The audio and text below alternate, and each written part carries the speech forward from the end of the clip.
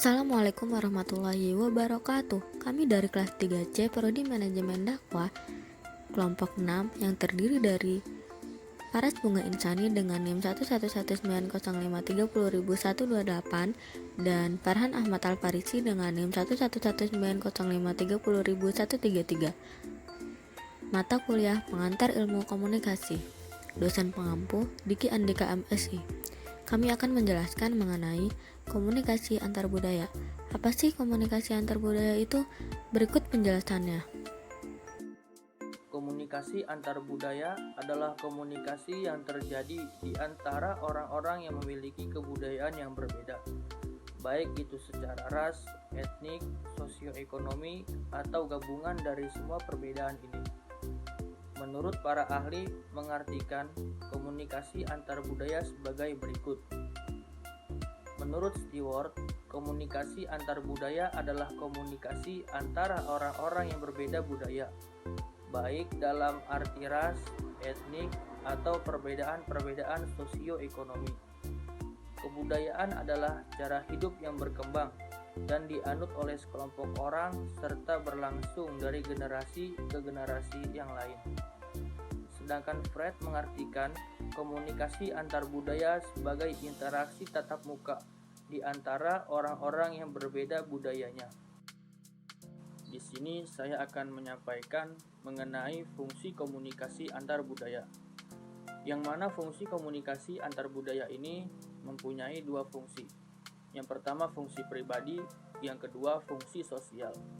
Fungsi pribadi adalah fungsi komunikasi yang ditunjukkan melalui perilaku komunikasi yang bersumber dari seorang individu.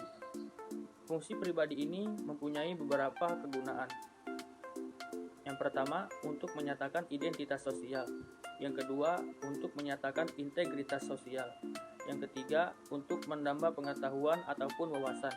Yang keempat, untuk melepaskan diri ataupun mencari jalan keluar dari suatu permasalahan. Selanjutnya, fungsi sosial. Fungsi sosial juga mempunyai beberapa kegunaan. Yang pertama adalah pengawasan. Yang kedua, untuk menjembatani antar budaya. Yang ketiga, sosialisasi nilai. Yang keempat, untuk menghibur. Unsur-unsur komunikasi antar budaya. Yang pertama, sumber. Sumber bisa terdiri dari satu orang, tetapi bisa juga dalam bentuk kelompok, partai, organisasi, dan lain-lain. Yang kedua, pesan. Pesan dapat disampaikan melalui antarmuka atau media komunikasi. Yang ketiga, media. Media yang digunakan dalam unsur-unsur komunikasi antar budaya diantaranya panca indera manusia, telepon, surat, telegram, dan lain-lain. Yang keempat, penerima. Penerima pesan dapat terdiri dari satu orang atau lebih, tetapi juga bisa dalam bentuk kelompok, partai, organisasi, atau negara. Penerima pesan dapat mencerna atas informasi apa yang diterimanya, kemudian untuk bisa diimplementasikan dalam keseharian. Kemudian, pengaruh. Pengaruh dapat terjadi melalui pengetahuan, sikap, atau tingkah laku seseorang. Kemudian, tanggapan balik. Lalu, lingkungan. Lingkungan adalah faktor-faktor yang mempengaruhi komunikasi antar manusia yang akan menimbulkan efek yang baik. Lalu, komunikasi berjalan dengan efisien, seperti lingkungan fisik, sosial budaya, psikologis, dan dimensi waktu. Selanjutnya, tujuan komunikasi antar budaya. Yang pertama, memahami perbedaan yang memengaruhi praktik komunikasi.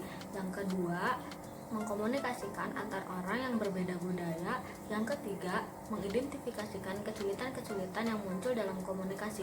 Yang keempat, membantu mengatasi masalah komunikasi yang disebabkan oleh perbedaan budaya. Yang kelima, meningkatkan keterampilan verbal dan nonverbal dalam komunikasi. Yang keenam, menjadikan kita mampu berkomunikasi secara efektif. Selanjutnya, studi kasus komunikasi antar budaya. Dalam studi kasus, ada rangkaian peristiwa misinterpretasi komunikasi antar budaya antara seorang mahasiswa yang menjabat sebagai presiden BEM Universitas Negeri Makassar bernama Nahrul dengan seorang dosen bahasa Inggris yang berasal dari Amerika Serikat yang bernama Miss Temar. Selanjutnya, kronologi kasus. Sebagai seorang mahasiswa yang sadar akan fungsi sosial kontrolnya, Nahrul sering terlibat dalam aksi demonstrasi layaknya seorang presiden BEM. Nahrul selalu menjadi orator aksi dan terbiasa masuk ke kelas-kelas untuk meminta izin kepada dosen untuk mensosialisasikan isu, mengajak teman-teman mahasiswa ikut bergabung dalam aksi. Seperti biasa, pada hari itu Nahrul dan teman-teman mahasiswa pengurusnya bermaksud untuk masuk ke kelas Mr. Mark untuk mensosialisasikan aksinya. Percakapan Nahrul dengan Mr. Mark. "Excuse sir, can I have a second to do my socialization?" Lalu Mr. Mark menjawab, "Sorry, I'm teaching now. Let me finish my class," sambil menutup pintu kelas. Lalu Nahrul sambil mengetuk pintu, "Sir, we are always allowed to do this even by the den." Lalu Mr. Mark berkata, "I told you I'm teaching now. What is this is fucking university." Sontak Nahrul dan temannya geram mendengar Mr. Mark mengucapkan kata "This is fucking university" dan memaksa Mr. Mark untuk menarik kata-katanya. Selanjutnya, analisis. Makna konotatif dalam komunikasi yang terjadi antara Nahrul dan Mr. Mark ada perbedaan latar belakang kebudayaan.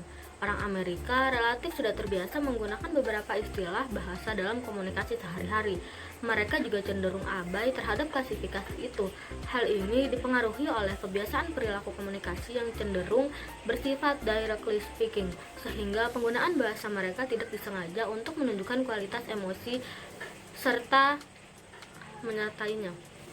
Mr. Mark dengan fuckingnya bermaksud menunjukkan kesesalannya terhadap situasi kampus, di mana dia tidak senang diliputi oleh situasi demonstrasi.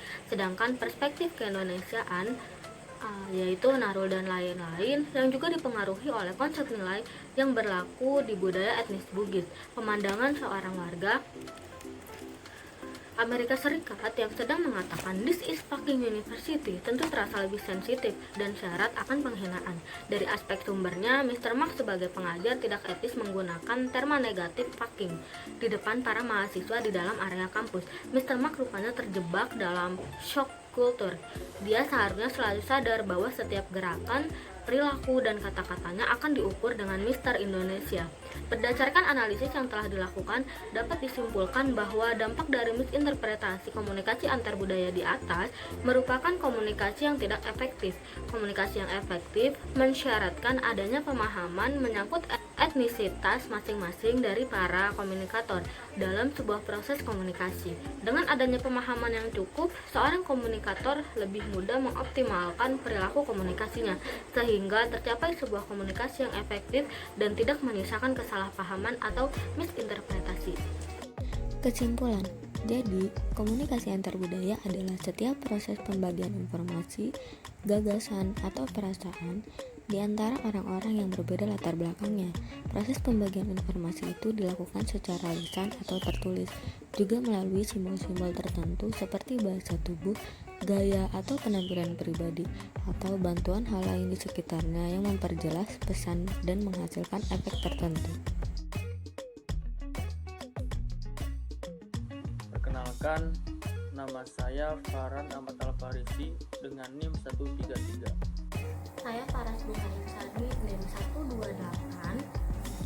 Sekian, terima kasih. Wassalamualaikum warahmatullahi wabarakatuh.